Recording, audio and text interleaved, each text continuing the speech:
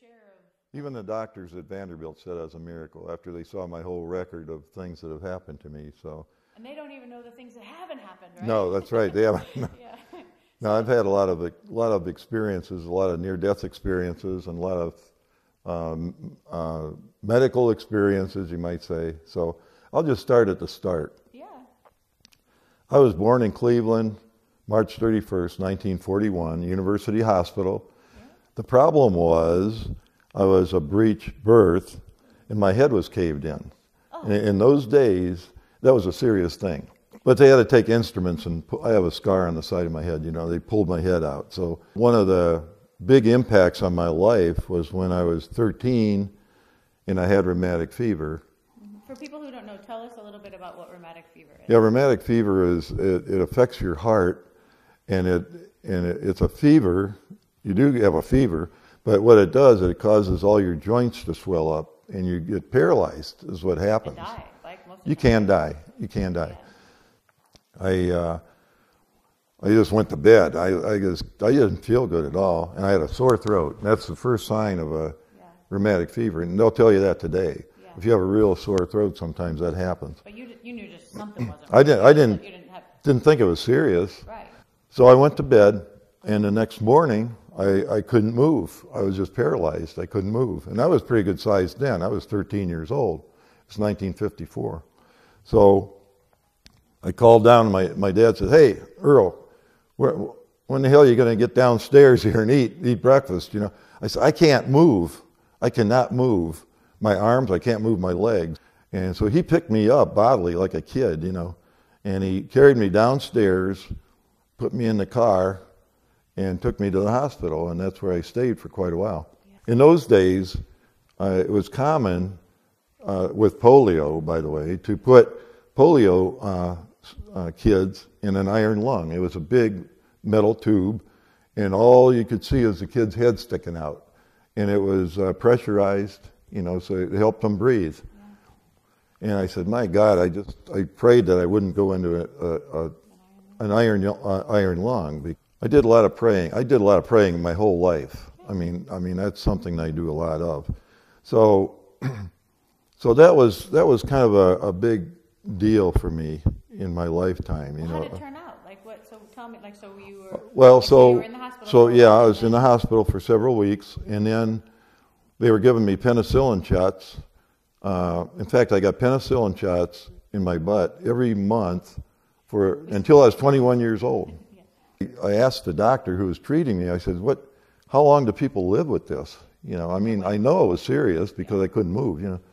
And he said, well, you're 40, 45 years old. You'll make it by 40, 45 years old. Well, here I'm going to be 77 here in a couple of months, you know, so I beat his rating, you know. That was only one of the first times that you beat a doctor's projection on that, huh? Yeah, I started at General Motors the day before I graduated high school, June 1st of 59. Wow. So I started as a clerk in the engineering department. And that was quite a long career. I went to... And they sent me to college. They sent me to General Motors Institute in Flint, Michigan, for an engineering degree. So GM did really well for me. I'll say that. Well, you did quite well for GM too, I might. Yeah, I did the best I could. So then that day I was at work. I went to work, and this was like a couple days now. I was getting this pain. So I went to Dr. Demeter at the plant. Every plant has a doctor, you know. So I went to Dr. Demeter, and he says, "You get your butt out of here. Go to Akron Hospital right now. Don't even go back to your desk or anything. Go to the hospital." Which I'm glad he did, because by the time I got to the hospital, my appendix had broken. And when it breaks, you know, all that gore goes all the way into your system, you know. Sent me directly to the hospital, and they said if you wouldn't have been here another few hours, we wouldn't have been able to get all this stuff out of your system. But they hauled me right away. As soon as I got in there, they knew what it was, and they hauled me to the emergency, you know. And I was on a gurney right away. Wow. I was heading into the big lights, you know. Literally and figuratively. Whatever. So they cut me open and then vacuumed me out, and then they stapled me up. And I went to work the next day, see. 1998. And the job I had, it was an executive job at the plant, and we were to have a physical every year, which that's another thing that saved my butt. having a physical every year, because I normally wouldn't do that. Yeah. I wouldn't normally do that, have a physical every year. So I went in, had a physical in Akron, or in Nashville here, in Baptist Hospital. And then the doctor came out with the results, and he says, I really don't want to give you the results. I think I'm going to call your family doctor, and he needs to get you and your wife together. So I figured, well, that's important. Something's going on here, Yeah. So when he told it, we sat down with him, and he said, I've got to tell you something. He started crying. He had tears in his eyes. He really did.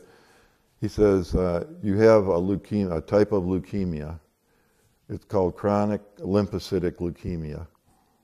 And so he says, I'm going to have to set you up with an oncologist. But he says, we've got to do something pretty quick, because it's already up to 77,000, and your white count's supposed to be 4,000 to 10,000 units, whatever they are.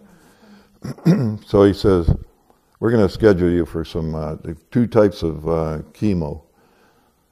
When I was getting my chemo, and I was joking with all these people, and I was all hooked up to this chemo, and it wasn't a joke after about a day or so afterwards, then you start really feeling it. Yeah.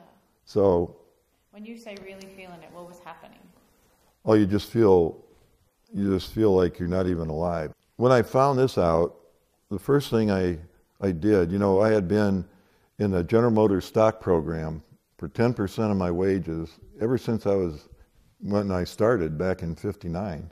The day before I graduated high school, I started there. Yeah. And they had the stock program where they just take 10% of your wages out, put it in stock. So all I had was all that GM stock for all those years. It was like 40 years. When I retired, it was 40 years. So I somehow I got a hold of this fellow from our finance department. I asked them, they knew a lot of attorneys. So I said, we need a good will, because I didn't know if I had a year to live or 2 years to live. Yeah. We had the will done. We had our finances being looked at now, and so like Don said, we got to get rid of some of this GM stock. You can't have all GM stock. It's not good. So put all your eggs in one basket. Yeah, right? Thank God he said that, because GM went to kaput. The stock went down. So and you don't think about dying really. You don't really think a lot about dying. You think about what do you do? Like I said, I think part of it was my farm life.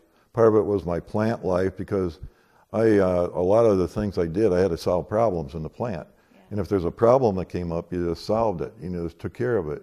I mean, it could be devastating at the time, but then you just said, okay, let's get the group together and get this nailed down. Yeah. And you're just used to tackling problems. That's all.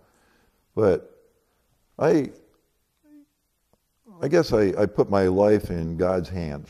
Is really what I did. I still do to this day. I mean, all these things that happened. Got in the car, and we were ready to leave, and I blacked out. My heart rate went back down to 20 beats a minute, and I blacked out, and I hit one of these big concrete light poles. So the reason it was a blessing in disguise, for a couple reasons. One is, first of all, that I didn't get on the highway. I would have been on 65 coming home, Route 65. And blacking out on that highway would have been disastrous for both of us, And maybe some other people might have gone across the median or something. Right. So anyway, a few months later, they did a scan to see if the wires from the pacemaker were in my heart right. And that's when they found the tumor on my kidney. We tried to get the tumor off first, And he said it was just too damn ingrained in my kidney. He said, so I took the whole kidney out. So if it wasn't for smashing the car, and luckily smashed it in the parking lot, not on the highway, right. and I just feel God's watching over me. I don't know why, I don't know why I deserve all this stuff, all this credit, but so like the Dr. Harrell said, if we wouldn't have caught that could have spread real quick, that kind of cancer would spread. So then, that was over. Okay, I got the kidney out, and that took care of that part of it. Then Then Dr. Harrell found that I had cancer and prostate cancer. The big part for me is a lot of faith. I have a lot of faith in the Lord, you know, that He's going to take care of me. Apparently, He hasn't let me down yet. You know what I mean? With all the things that have happened, and I could go into all kinds of things on near-death experiences and stuff, but there's so many things that have happened that I could have got wiped out on. I mean, it's just a miracle that I'm still here talking to you, you know. I agree. But it's a good life. It's been a good life. And